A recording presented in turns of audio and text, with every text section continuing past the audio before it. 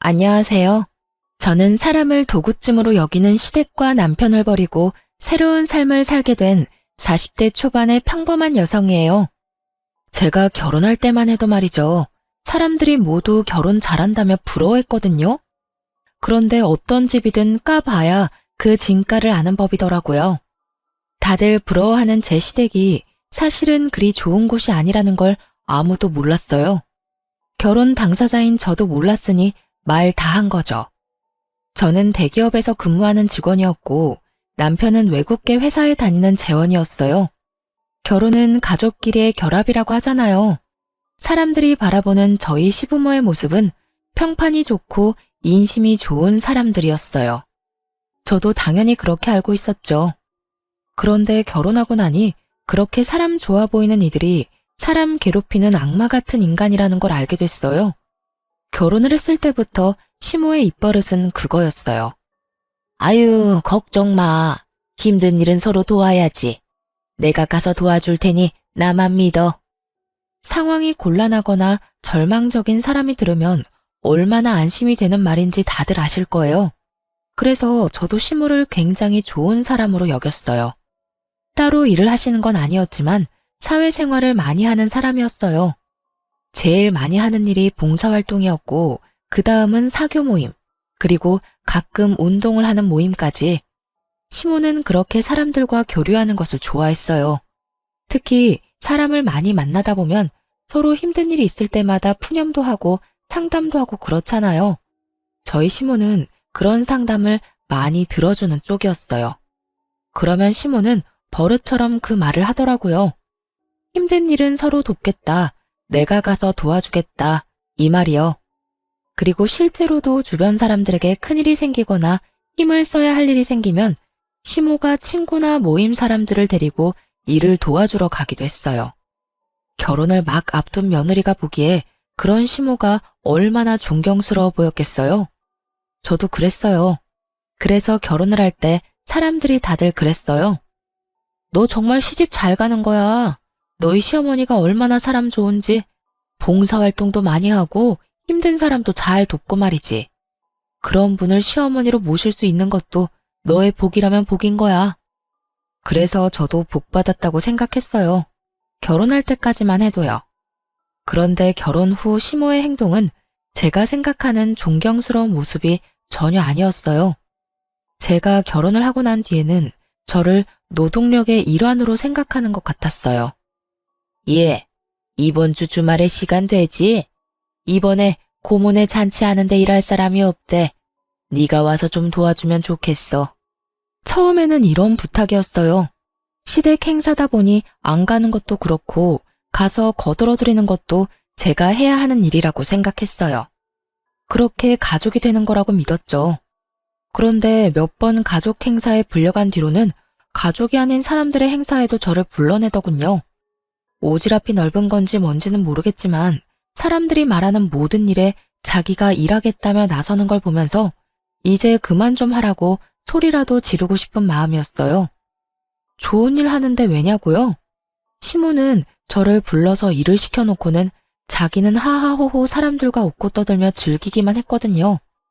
게다가 그런 힘든 일을 하고 나서도 저한테 잘했다던가 고생했다는 말은 한마디도 한 적 없었어요. 어떤 때는 식사도 안 주고 부려먹는 일도 많았죠.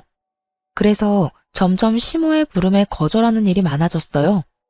다른 일정이 있어서 못 간다거나 갑작스레 일이 생겼다는 핑계를 댔죠. 그런데 남편이 제 스케줄을 알고 있으니 거짓말까지 하며 빼는 게 눈치가 보이더라고요. 그날도 그렇게 핑계를 대기 어려운 날이었어요. 시모가 전화가 왔더군요. 예, 너 이번 주말에 일 없다고 했지? 시간 좀 빼놔라. 아는 사람 집에 도배를 해야 하는데 도배할 사람이 없다잖니. 너랑 내가 가서 도와주고 오자고. 음식을 하거나 청소를 하는 게 아닌 너무도 전문적인 일에 저를 부르기에 저도 조심스레 한마디 했죠. 어머님, 도배는 저희가 가면 안 되는 거 아닐까요?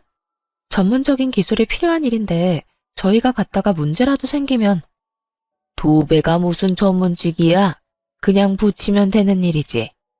요즘에는 혼자서도 할 수 있도록 잘 나와. 그러니까 빠지지 말고 나와. 알았지? 그런데 그 도배한다는 집은 어느 분이에요? 아, 우리 사돈댁이야. 이번에 이사하면서 인테리어 비용이 너무 많이 나와서 걱정이라지 뭐니. 그래서 내가 가서 도배 정도는 도와준다고 했지.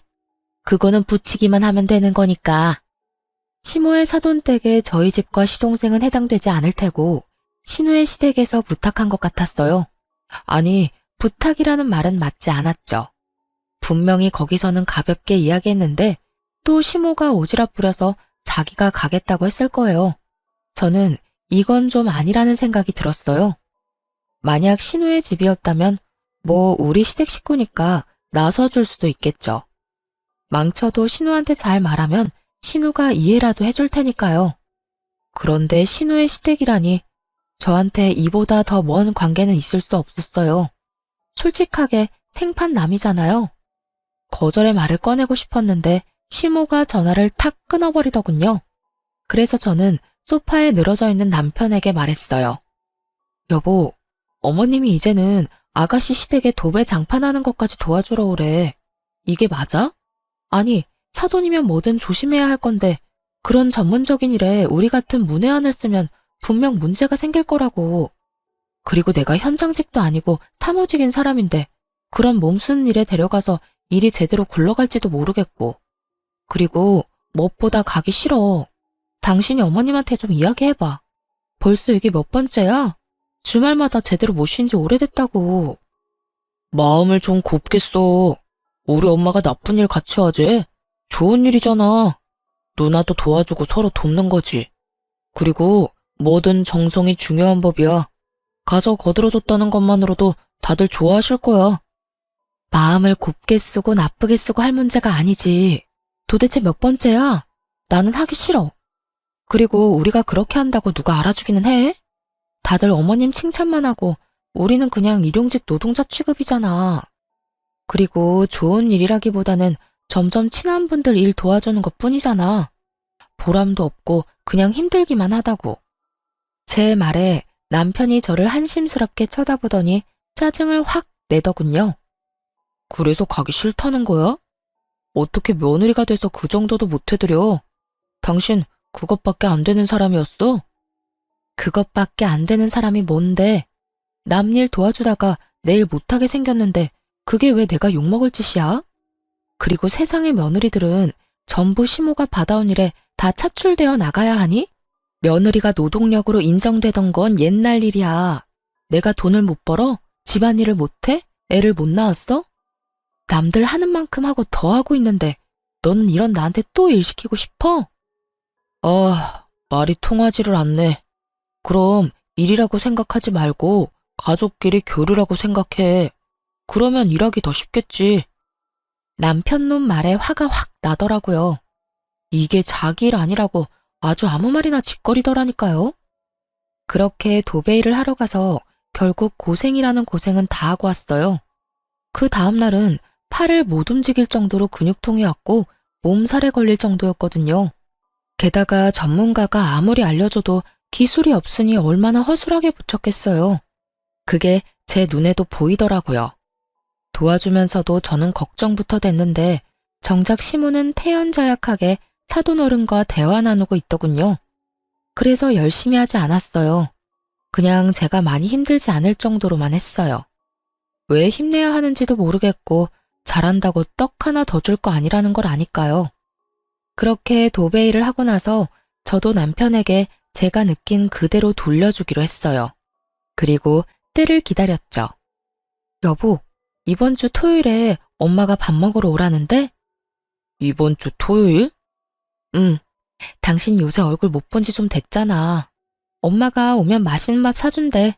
밥이나 함께 얻어먹고 오자. 남편은 오랜만에 외식에 기분이 좋았는지 흔쾌히 저희 친정으로 가기로 했어요. 그리고 저는 속으로 코웃음을 쳤죠. 토요일이 돼서 남편을 데리고 친정에 갔는데 집이 한바탕 뒤집어져 있었어요. 저희 집은 아버지가 목공 기술자셔서 혼자서 집을 자주 고치기도 하시거든요. 그날도 딱 그랬어요. 뻥 뚫린 전원주택의 울타리를 설치하는 일을 하고 계셨어요. 다른 직원들은 쉬는 날이니 부를 수도 없고 아버지 혼자 힘들게 일을 하고 계셨거든요. 그 모습을 보며 제가 남편 옆구리를 쿡 찔렀어요. 뭐해? 가서 좀 도와드려. 어른이 혼자서 무거운 거 드는데 안 도와줄 거야?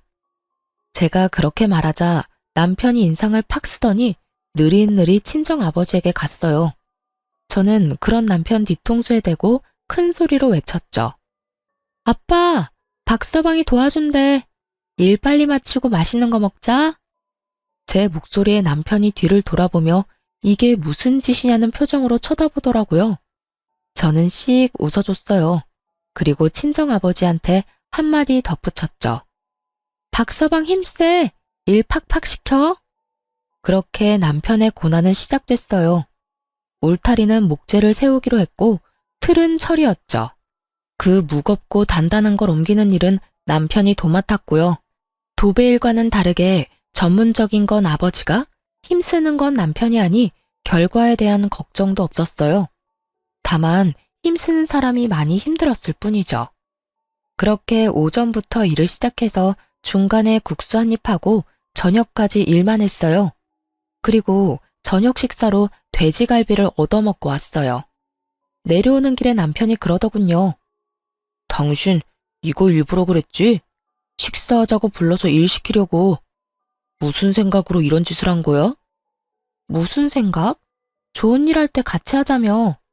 어머님은 시댁일 아니라도 열심히 참견해서 좋은 일 하잖아. 나 데리고. 그러면 당신도 우리 집에 좋은 일 좀 해주면 안 돼? 당신은 이번이 처음이면서? 제 말에 남편이 당황한 듯 말했어요. 아니, 그거랑 이거랑 같아? 그건 좋은 일 하자고 부르는 거고, 엄마가 너한테 악감정이 있어서 그러는 것도 아니잖아. 나라고 당신한테 악감정이 있어서 그러는 거 아닌데? 그냥 당신도 느껴보라고. 당신이 지금 느끼는 그 기분이 내 감정인 거. 어머님한테 불려갈 때마다 그런 감정 느끼는데 당신도 이제는 이해가 되지? 그러니까 앞으로도 계속 우리 집에 불려올 거 아니면 당장 어머님한테 나 불러내서 노동력으로 쓰는 거 하지 말라고 말해. 너도 나한테 강요하지 말고. 제 말에 남편이 어이없다는 듯 저를 쳐다보더군요. 뭐라고 말하고 싶은데 할 수 있는 말이 있을 리가요. 화를 안 냈으면 또 모르겠는데 이미 화도 다 냈고 상황은 자기보다 제 쪽이 더 나빴고 그러면 답이 나온 거죠. 입도 뻥긋 못하는 남편 얼굴을 보며 웃으며 말해줬어요. 아니다 싶으면 어머님한테 아무 말 하지 말고 나 거기 일하러 보내도 돼. 대신 알지? 우리 친정집이 주택이야. 할 일이 주말마다 쌓이는 곳이지. 얼마 전에 들어보니까 지붕 뚫고 거실에 통나무 난로 하나 드리려고 하던데 그거 할 때 당신 부르면 잘할 것 같네. 안 그래? 제 말에 남편놈이 잠시 상상하는 듯 하더니 금방 꼬리를 내리더군요. 알았어. 내가 엄마한테 잘 말해볼게. 대신 너도 앞으로 이런 일 자제해. 쉬는 날 쉬지도 못하고 이게 무슨 봉변이야? 내 말이 쉬는 날 쉬지도 못하고 어머님한테 도대체 몇 달을 불려갔어? 당신이 생각해도 너무한 거 맞지? 제 말에 남편이 또 한숨을 쉬며 입을 꾹 다물었어요. 입을 열면 열수록 손해라는 걸 알고 나니 더 이상 아무 말 없더라고요.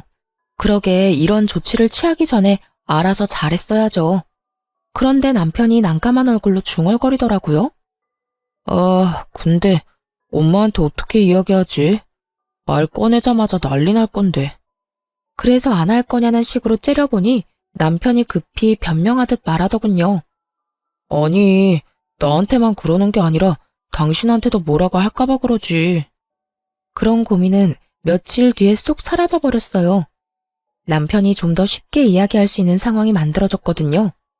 시댁 모임 자리에서 신우가 씩씩거리며 들어와서는 시모에게 한바탕 퍼부은 거예요. 엄마, 앞으로 우리 집안일에 뭐 해주겠다고 나서지 마. 내가 엄마 때문에 얼마나 쓴소리 들었는지 알기나 해? 게다가 돈도 2배로 들고. 응? 그게 무슨 소리야? 무슨 쓴소리를 들어? 엄마가 도배 도와줬잖아. 그때 하고 나서 그 방만 도배가 다 울고 풀자국도 보이고 몰딩에 흠집까지 나서 시어머니가 나한테 괜히 사돈댁에 맡겨서 말도 못하고 이게 무슨 일이냐고 하셨어. 아니, 전문가가 하라는 대로 했으면 다 잘 된다며. 그거 그냥 가서 붙이면 그만이라며? 돈 아끼려다가 이게 뭐야? 시모가 저를 돌아보면서 묻더군요. 너 하라는 대로 안 했니? 왜 저런 소리가 나와? 저야말로 황당했어요. 그걸 왜 저한테 묻는지. 어머님, 제가 미리 말씀드렸잖아요. 기술자도 아닌데 잘못하면 욕 얻어먹는다고요. 전문 인력도 아니니 문제 생기는 것도 당연하고요. 게다가 도배장판은 이삿짐 들어와 버리면 고치기도 쉽지 않아서 하자가 생기면 제일 번거롭기도 하고요. 상식적인 거죠. 너 일하기 싫어서 일부러 그런 거야? 그런 거면 미리 말해. 엄마, 그만해요. 와이프 사무직이야. 손재주가 그렇게 좋은 사람도 아니고. 그런 사람 불러다가 일 시키는 것도 상식적으로 생각하면 좀 아니지. 그리고 이 사람 생각도 좀 해요. 추궁할 게 아니라. 일해주고 욕 얻어먹는 것만큼 기분 나쁜 일이 어딨어요? 그것도 원해서 한 일도 아니고 시켜서 한 일인데. 뭐? 며느라가, 너도 그렇게 생각하니? 너도 원해서 한 일이 아니라서 열받아? 기분 나빠? 그래서 다 망쳐놨어? 어머님, 일부러 망치려고 한 게 아니라 열심히 했는데도 망한 거예요. 그리고 남한테 인심을 쓰시고 싶으시면 제대로 인심을 쓰셔야죠. 저 같은 초짜 데리고 다니면서 인심 쓰니까 결국 이렇게 문제가 생기는 거잖아요. 그러니까 앞으로는 저 말고 전문가를 데리고 다니세요. 그러면 이런 일도 없을 거예요. 제 말에 시모 얼굴이 부글부글 하더군요. 하지만 틀린 말은 아니었으니 뭐라 말도 못했어요. 게다가 신우가 거기에 확인 사살까지 했거든요. 엄마, 제발 오지랖 좀 부리지 마. 내가 욕먹는 건 어떻게든 참아도 돈 2배로 드는 건 못 참거든?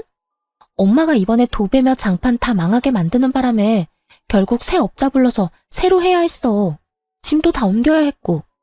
제발 상식적으로 생각하고 행동해. 그렇게 딸과 아들에게 한 소리 듣고서야 시모는 더 이상 저를 불러내지 않았어요. 속 편했죠.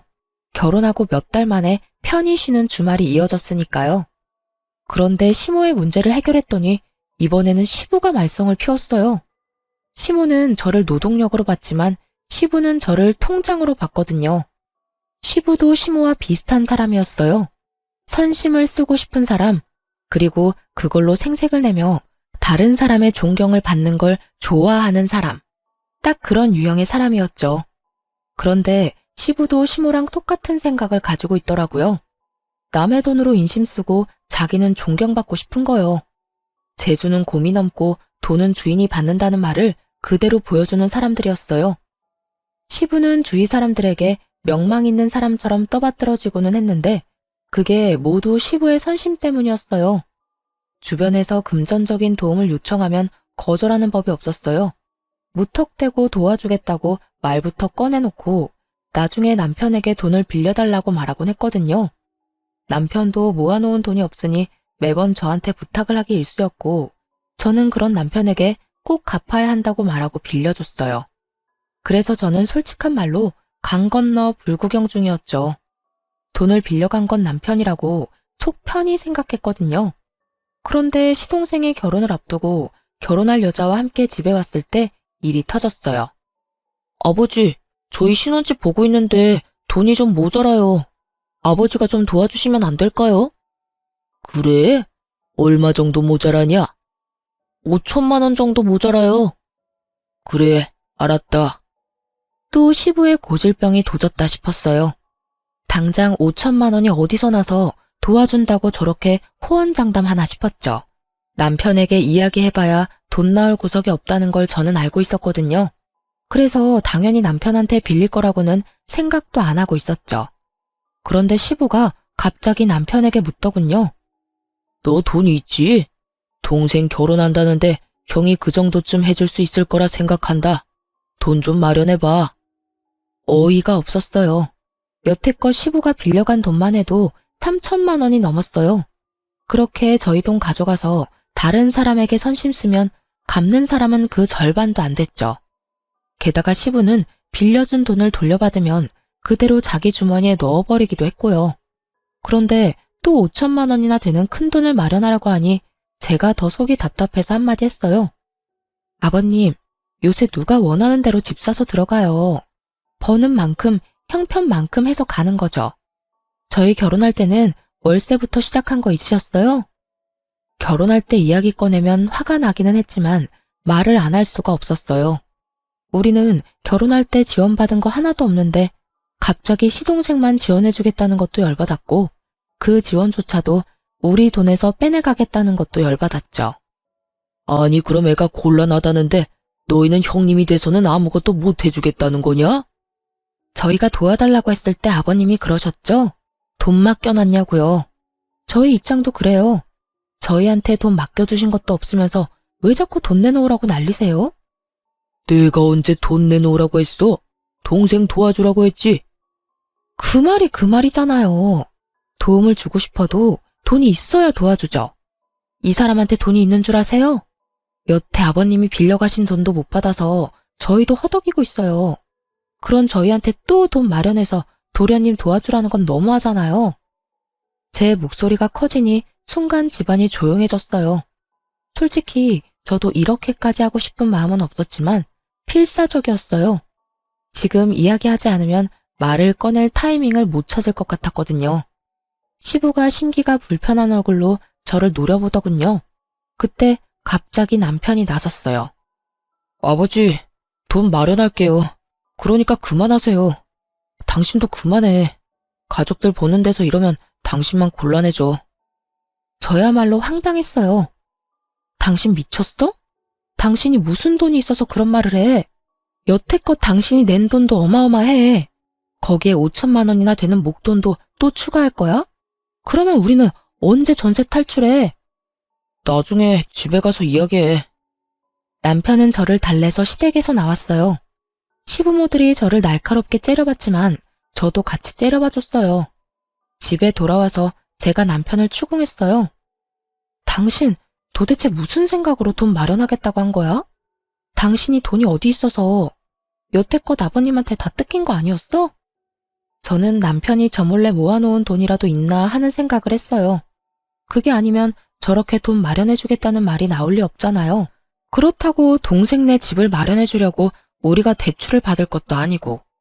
그런데 남편의 생각은 제 상상을 초월하더군요. 당신 얼마 전에 받은 유산 있잖아. 그거 6천만 원 정도 되지 않나? 그걸로 쓰면 되지. 너무 그렇게 열내지 마. 그 이야기에 가라앉았던 화가 순식간에 폭발하고 저도 모르게 쌍욕을 입에 담고 있더군요. 미쳤어? 정신 나갔니? 돌았냐고. 우리 아버지 돌아가시고 받은 유산을 네 동생 집 사는데 보태라고? 왜 이렇게 흥분해? 그럼 그 돈 뒀다 뭐 할 건데? 이참에 동생 좀 도와주면 뭐가 덧나? 와, 너무 어이가 없으니까 말도 안 나오네. 뒀다 뭐 하냐고? 근데 그거 내 돈이잖아. 내 허락은 막고 약속을 하던지 말던지 해야 할 거 아니야. 어차피 당신 줄 거잖아. 아버지가 해달라는데 그럼 무시할 거야? 그래, 무시할 거야. 내가 그 돈을 왜 줘? 네 돈이야? 나는 절대 못 주니까 이번 일 네가 알아서 처리해. 그리고 내가 당신한테 빌려준 돈들, 그 돈도 다 받아와. 이성적으로 생각해. 지금 당장 그 돈을 어떻게 가져와? 상식적으로 말이 안 되잖아. 그럼 장인어른 죽고 나서 받은 유산으로 시동생 집 사는데 보탠다는 건 상식적으로 말이 되는 이야기야? 생각할수록 열받네. 우리 그냥 이혼할까? 내가 아무리 생각해도 이해가 안 가서 그래. 너는 화가 안 나? 네 돈으로 선심 쓰고 아무도 알아주지도 못하는데 화도 안 나? 그렇게 생각하지 마.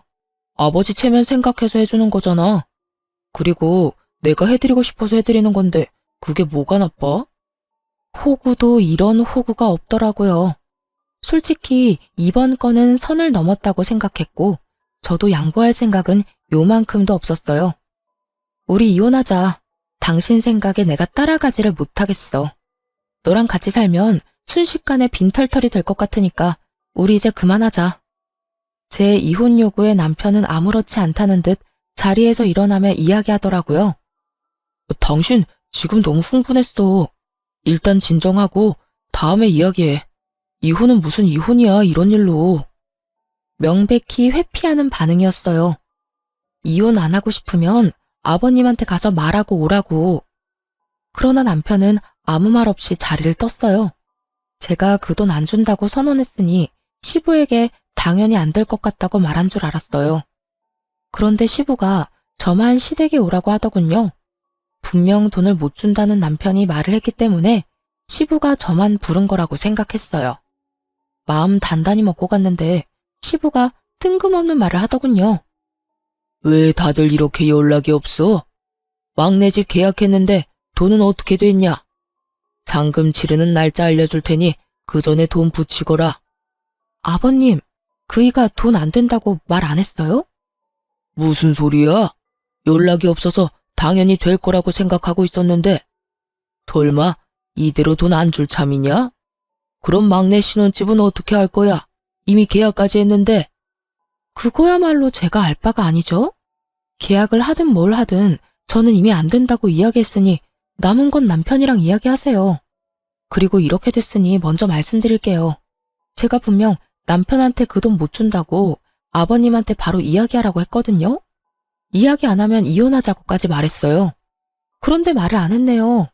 저희 이혼하면 아버님이 여태까지 남편한테 받아간 돈 다 돌려주셔야 돼요. 아버님이 가져다가 다른 사람들 도와주겠답시고 펑펑 뿌린 돈들 전부 다 제 돈이거든요.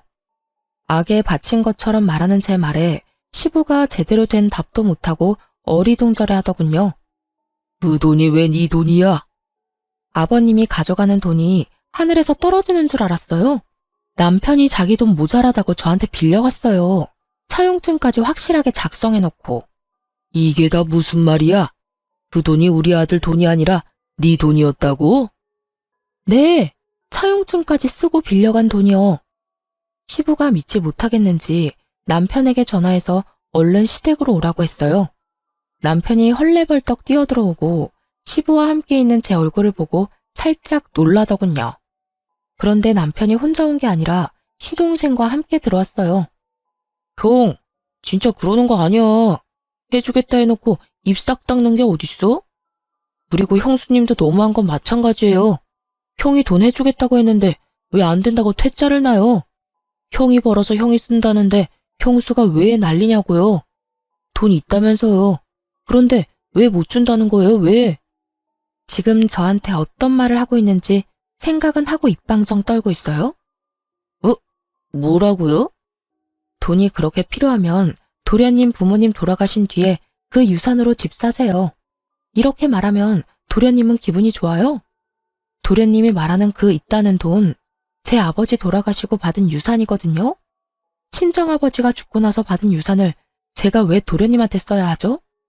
제 말에 집안에 있는 모두가 꿀먹은 벙어리처럼 아무 말도 못하고 서로 눈치만 보더군요. 그 돈 뒀다 뭐에 쓰냐는 남편보다는 그나마 정상적인 반응이었죠. 여보, 진정해. 왜 여기까지 와서 이래? 나랑 이야기하자니까. 일단 진정하고. 뭘 진정해? 나 당신이랑 이혼하겠다고. 여기 내가 오고 싶어서 온 줄 알아? 아버님이 왜 돈 안 주냐고 잔금 치르는 날까지 돈 붙이라는 말하려고 날 여기에 부른 거라고. 이 호구호구 상호구야. 나 너랑 결혼 생활 유지할 생각 없으니까 내 몸에 손대지 마. 그래도 이혼이라는 말 쉽게 내뱉지 마. 난 당신이랑 이혼할 생각 없다니까. 그럼 나한테 사과하고 아버님한테 그 돈 못 준다고 이야기하라고 했잖아. 내 말 다 무시하면서 나하고 이혼을 안 하겠다는 심보는 무슨 심보야?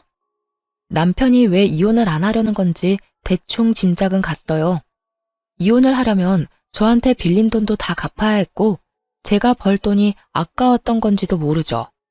어떻게든 떼어내고 싶었던 저는 남편에게 거짓말을 하기로 했어요. 그래, 그럼 이혼하지 말고 같이 살자. 잘 됐네. 안 그래도 나 그 유산 다 쓰고 없거든. 당신이 그 말 했을 때 너무 화나서 명품 가방 비싼 거 해외 직구로 구매해놨어. 오는데 3주 걸린다더라. 그리고 당신한테 속이고 있었는데 나 퇴사까지 했어. 내일부터 일 안 가. 돈 버는 거 없으니까 당신이 이제 나 먹여 살리면 되겠네. 제가 배째라식으로 나오니 이번에는 남편이 눈에 띄게 당황하더군요. 설마 진짜로 퇴사했어? 당신 거기서 받는 연봉이 얼만데 거기를 그만둬. 그리고 명품 가방? 당신 생각이 있는 거야? 그 돈을 다 쓰면 어떡해? 내가 그 돈 안 쓰면 너희 집에 다 뺏기게 생겼는데 안 쓰고 배겨? 나를 여기까지 몰아붙인 게 너야. 내 탓하기 전에 네 행실부터 돌아봐. 내가 이런 미친 짓이라도 안 했으면 어떻게든 우리 아버지 유산 너희 집에 갖다 바치지 못해서 안달이 났겠지. 안 그래? 제 말에 남편이 이마를 짚으며 탄식을 하더군요. 거짓말이지? 퇴사했다는 거 거짓말이지? 내일부터 두 눈으로 확인하면 되겠네. 태연스럽게 말하는 저를 의심의 눈초리로 바라보던 남편이 일단 집에 돌아가자며 저를 데리고 나왔어요. 뒤에서 시부와 시동생이 돈 어떡할 거냐고 소리치자 남편이 꽥 소리를 지르더군요. 지금 상황 심각한 거 안 보여요? 그리고 너 돈 필요하면 대출을 받든지 처갓집 가서 부탁을 하든지 네가 알아서 해. 형한테 기댈 생각하지 말고. 제가 땡전 한 푼 없이 퇴사까지 해서 돈도 못 벌 상태라고 생각했는지 남편 놈은 여태껏 어떻게든 돈 마련해 주려던 자기 동생에게 매우 냉정하게 거절하더군요. 그 모습을 보니 이혼에 대한 마음이 확실하게 섰어요. 이 남자도 자기 부모님이랑 똑같은 인간이구나 싶었거든요. 자기 돈으로는 아무것도 해줄 생각 없고 그저 마누라 버는 돈으로 생색내면서 인심 쓰고 싶은 인간이란 걸 고스란히 보여줬잖아요. 어떻게 하는 짓이 모두 똑같은 건지. 그렇게 집으로 돌아온 저는 남편 몰래 직장에 연락해서 이번 달 말에 사용하기로 했던 리프레시 연차 2주를 내일부터 당장 쓰게 해달라고 부탁했어요. 그렇게 그 다음 날부터 진짜로 회사 출근을 하지 않았어요. 하루 이틀 정도는 연차라도 쓴 거 아닌가 의심하던 남편이 의심을 거둔 날은 연차 쓴 지 3일째 되는 날이었죠. 제가 그날 이력서를 컴퓨터로 작성하고 있었거든요. 그 전날에는 증명사진을 찍고 왔고요. 부지런히 각종 자격증 사본을 준비하고 자기소개서를 작성하는 저를 보더니 남편이 정말 제가 그만뒀다고 확신을 한 모양이었어요. 그날 저녁에 저한테 와서 그러더군요. 당신 진짜 일 그만뒀어? 그러면 퇴직금은? 퇴직금도 다 썼어? 퇴직금 아직 나오려면 멀었지만 그거 나오면 차부터 살 거야. 여태껏 차 없이 다녔잖아. 당신이랑 이혼하고 나면 차라도 있어야 내 맘대로 가고 싶은 곳 갈 수 있을 것 같아서 돈 나오면 바로 살 거야. 제 말에 남편이 머리를 벅벅 긁더군요. 이혼하자고 했지? 그래, 이혼하자. 그게 좋겠어. 당신처럼 책임감 없는 사람하고 사느니 그냥 이혼하는 게 나을 것 같아. 이혼은 협의 이혼할 거지? 협의 이혼 조건만 가능하면 그것도 괜찮지. 어차피 우리 둘 다 돈 없는 거 마찬가지고 전세금은 반반 내서 들어왔으니까 각자 낸 만큼 나눠 가지면 되겠네. 그리고 당신이 나한테 빌려간 돈 3천만 원. 그만큼 당신 몫에서 뺏어줄 거야. 계산 깔끔하지? 제 말에 남편 놈이 한숨을 계속 내쉬더라고요. 그거 살면서 시아버지한테 용돈 줬다고 생각하면 안 돼. 굳이 그걸 갚을 필요가 있냐고. 그렇지 않아도 돈 없어 죽겠구만. 솔직히 내가 쓴 돈도 아니잖아. 나는 그저 중간에서 빌려만 줬을 뿐이고. 나도 돈 없는 건 마찬가지야. 그러면 소송하던가. 난 뭘 해도 상관없으니까 당신이 정해. 이혼 소송하면 나는 당신이랑 시댁이 나한테 어떤 짓 저질렀는지 싹 다 이야기할 거야. 증거도 수북히 쌓여있거든. 원하는 대로 해. 지저분하게 굴다가 다 놓칠 건지 줄 거 주고 깔끔하게 헤어질 건지. 웃기지도 않았어요. 마지막까지 저한테 빌린 돈 안 주려고 잔머리 굴리는 놈을 보니 기분이 확 나빠지더군요. 제 말을 듣고 나서 그럴듯하다 싶었는지 합의 이혼을 해주겠다고 하더군요. 그렇게 남편과 저는 이혼을 하게 됐어요. 그런데 정말 열받는 건 남편과 이혼하는 도중에 알게 된 남편의 비상금 통장이었어요. 3천만 원이나 되는 돈을 모아놨으면서 저한테 돈 없다고 빌려달라고 하던 남편 놈을 생각하니 속이 부글부글 끓더라고요. 그래서 저도 참지 않았어요. 이미 이혼하고 남이 된 시동생에게 전화를 했죠. 무슨 일로 전화하셨어요? 볼일 다 보신 거 아닌가? 삐딱하게 말하는 시동생에게 제가 말했죠. 형이 집 먼저 다 빼갔는데 통장이 하나 있더라고요. 안 쓰는 통장인가 싶었는데 통장 정리해보니 그 안에 3천만 원이나 들어가 있던데요. 작년에 이미 그 돈 모아놨던데 그쪽 형한테 전해주라고요. 전 그 인간 꼴도 보기 싫거든요. 이만큼 뒷돈 차놓고 동생한테 주기 싫어서 장인어른 유산 탐내는 인간이라니 정이 다 떨어지네요. 제 말을 듣고 있던 시동생이 부들부들 떨며 되묻는 걸 보며 저는 속으로 박수를 쳤죠. 형 통장에 돈이 그만큼 들어있었어요? 형 진짜 너무하네. 돈이 그만큼 있으면서 없다고 그 난리를 쳐? 우와, 알겠어요. 통장 들고 저희 본가로 오세요. 그렇게 제가 통장을 들고 그 집을 찾아갔죠. 갔더니 이미 시부, 남편, 시동생 셋이 모여 앉아있더군요. 제가 통장을 꺼내 시동생에게 넘기자 전 남편이 눈에 띄게 당황하며 소리쳤어요. 야, 그걸 네가 왜 가져가? 그거 내 거잖아. 그러니까 형 돈이 이렇게나 있으면서 없다고 나한테 우는 소리 했더라? 이게 말이나 돼? 형수 돈으로 나한테 선심 쓰는 건 괜찮고 형 돈으로 나한테 잘해줄 생각은 없었어? 우와, 진짜 뻔뻔하다. 네가 뻔뻔하다고 할 자격은 있어? 네 힘으로 신혼집 마련 못해서 가족들한테 손 벌리는 주제에 뭐 잘났다고 네가 날 욕해? 그리고 내가 마누라 돈 쓰는데 왜 네가 난리야? 마누라한테 빌린 돈 벌써 다 갚았어. 전 남편 말에 시동생이 참지 못하고 서로 멱살을 잡고는 드자비질을 하더군요. 그걸 바라보던 시부가 말리면서 시동생 편을 들자 전 남편이 씩씩거리며 소리쳤어요. 아버지, 동생 편들 생각 말고 저한테 빌린 돈이나 갚으세요. 제가 넣은 전세금 그 돈으로 다 뜯겼거든요. 재수가 없으려니까. 아버지는 뭘 좀 알고 행동하시라고요.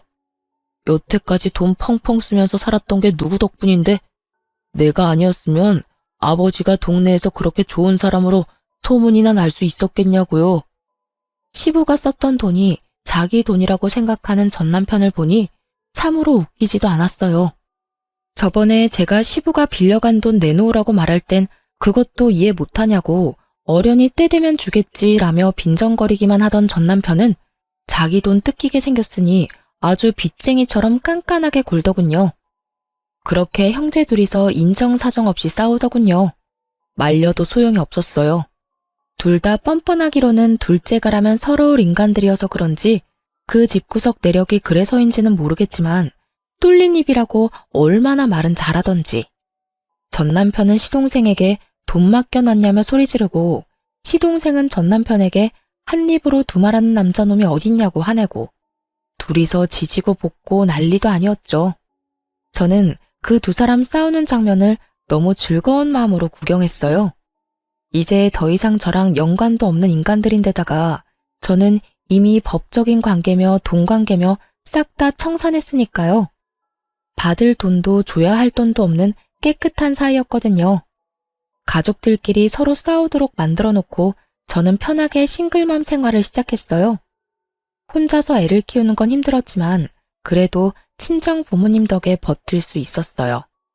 그래서 이혼 후 새로운 집도 친정과 가까운 곳으로 옮겼어요. 그렇게 몇 달 동안 싱글 라이프를 만끽하며 지내던 제게 전 시부모의 이야기가 들려온 건 아주 우연한 만남 때문이었어요.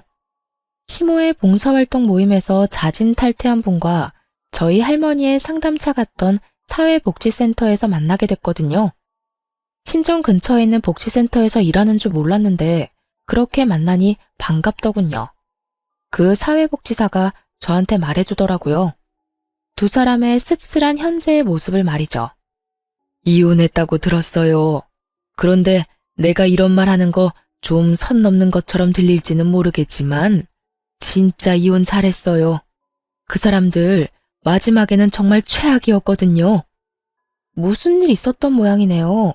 저는 이혼하고 나서 별 신경을 안 써서 소문 같은 것도 못 들었거든요. 정말요? 그 집 한동안 정말 조용했거든요. 알다시피 거기 할머니 할아버지가 쓸데없이 오지랖이 대단했잖아요. 그래서 도와줬던 사람들이 꽤 많았어요. 아들 이혼하기 전까지는 그렇게 활발하게 활동하더니 아들 이혼하고 나서는 사람들하고 연락을 뚝 끊더라고요. 집에 안 좋은 일이 있으니 다들 그러려니 했지만 모르는 사람들은 또 모르잖아요.